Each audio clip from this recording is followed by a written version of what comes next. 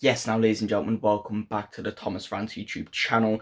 I'm a bit late with this video. It is Saturday. I am recording the NXT reactions. But today you're going to get NXT reactions, SmackDown reactions, and Saturday night's main event predictions. So sit back and enjoy the ride. Let's talk NXT. So not a bad episode of NXT, I don't think. I like to talk non-title rivalries first. Let's talk about Dark State. Dark State, obviously, they're not in a rivalry right now. Well, no, they're not. They just had a promo package, introducing each other, like each one of them cutting a promos, but introducing each other. So it started off with Saquon Sugars, but he introduced Cutler James. No, not Cutler James.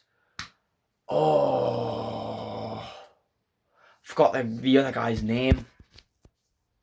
He introduced the first guy, like talked good about him, introduced him. Then he introduced Cutler James, who Cutler James then talked about Osiris Griffin, who Osiris Griffin then talked about Saquon Sugars. And they all sort of hyped each other up, delivered a promo about each other on who they are, which was quite clever. I didn't mind that. So there's that. We had a promo package from Tony D'Angelo to Stacks, kind of saying, you always wanted to be the guy, but you never were, essentially. They're just building that feud because it's about to happen in Battleground. Yeah, so that. Then we had the biggest non-title feud of them all. Trick Williams and Joe Hendry, the TNA World Champion Joe Hendry and Trick Williams will fight out with Battleground for the TNA World Championship. Trick Williams dropped a diss track on Joe Hendry and he came out and performed it. His performance wasn't that good. Couldn't keep up with the words. Seemed like he didn't know the words. Maybe he didn't write it.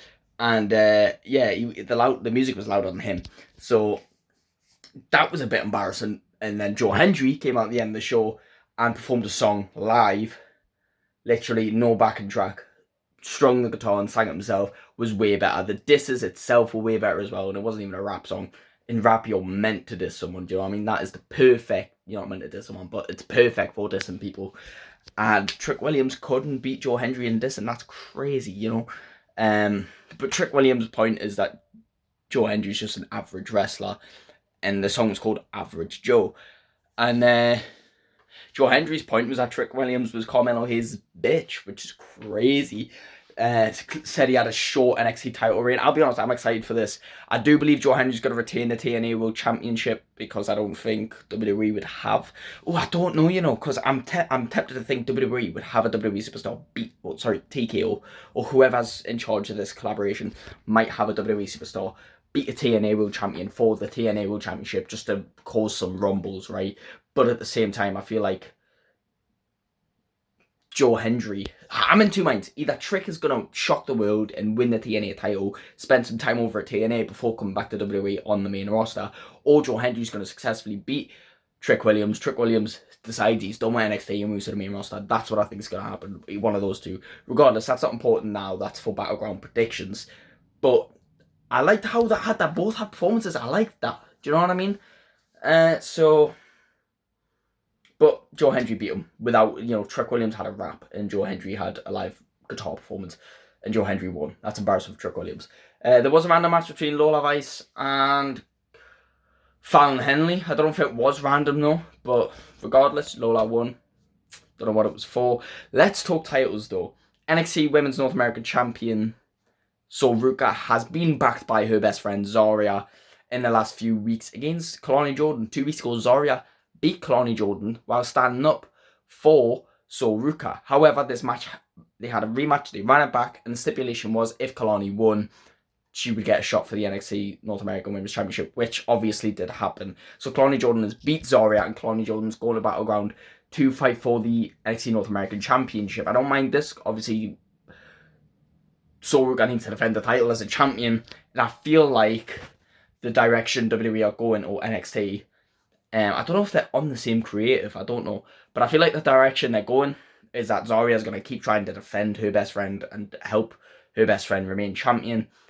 There's going to be quite a few unsuccessful attempts. And then eventually Zarya is going to snap. And there's going to be a big feud between Zarya and Sol Ruca for the title. that's their future plan. But so far, Kalani Jordan is not a bad first opponent, not a bad first defense for the champion, given that Kalani Jordan was the first champion, and she's very talented in ring. As for the men's NXT North American Championship, now obviously we have a feud going between Ethan Page and Ricky Sainz. Ethan Page attacking Ricky Sainz. They're both from AEW. They both came into WWE, made big impact, won titles straight away. And they just have this competition of who's better, you know. And although they had a match, a very rushed, I believe, match at Stand Deliver, like this is the perfect timing that this match should have happened. Sean Spears lost the title way too quick. Ricky Sainz, Ethan Page happened way too quick. It should have been Ricky Sainz winning at Stand Deliver. We should only just be getting this now, but it's fine because it's still continuing. However, I don't know if it's continuing for Battleground because we just had a triple threat match. Javon Evans, Ashanti the Adonis, and Sean Legacy from Evolve winner faces NXT North American Championship. I'm glad that Ashanti was in this match. I'm not happy Ashanti didn't win. Here's why. Javon. My prediction was after Stand Delivered, Javon would chase Obafemi for the NXT title because his whole story for that match was he was underestimated. He dropped Obafemi and he can be in the main event scene. Trick Williams has moved on. He's, you know, beefing Joe Hendry. This would have been a perfect opportunity for Javon Evans to build a one-on-one feud with Obafemi and prove he's a good competitor. Instead, they've chucked him down the mid-card and moved up Miles Bourne. They could have done that next month, you know. I feel like Javon Evans should have been in his NXT title picture, but he's not. Do you know what I mean? I'm not head of creative. That wasn't meant to be. Fine, right? Sean Legacy, someone from Evolve, not well known on NXT. Do I think he should have won his first shot at the NXT North American title or opportunity, whatever? No, I feel like this probably would have been a chance for Ashanti to shine a bit as a first defense. Maybe build Sean Legacy a legacy on NXT, funnily enough, before he goes for a title shot. But whatever, Sean Legacy wins. I'm glad. Am I glad Javon lost? I don't know. I'm not happy they've took him out the main event picture, but at the same time, if he's gonna be in any picture, he better start being successful, because getting took out of the main event picture, put in the mid card, and then not even winning in the mid card, they're gonna start burying Javon. Don't like that. So whatever. I don't know if Ricky Sainz and Sean Legacy are fighting at Battleground. I don't think so. I think they're just gonna have a match on NXT. I'm fine with that. Not everything needs to be on the PLEs, you know. And we don't want to overstack the PLEs. Look at Saturday night's main event. Perfect, right? Perfect. Regardless. As for the NXT Tag Team Champions, Hank and Tank are teaming up with the newly solo Josh Briggs against the Culling. Obviously, since Josh Briggs lost his partner Yoshiki Inamura, who went back to Japan, the Culling have sort of been teasing Josh Briggs, like, you know, you lost, I believe, Brooks Jensen used to be his tag partner, I think, maybe. That's what I got from the promo anyway.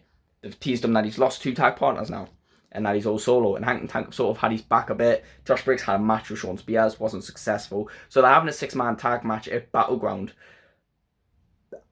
I don't know. I'm not going to predict who wins yet, because I'll leave that for the Battleground predictions, but I do think Yoshiki comes back to NXT.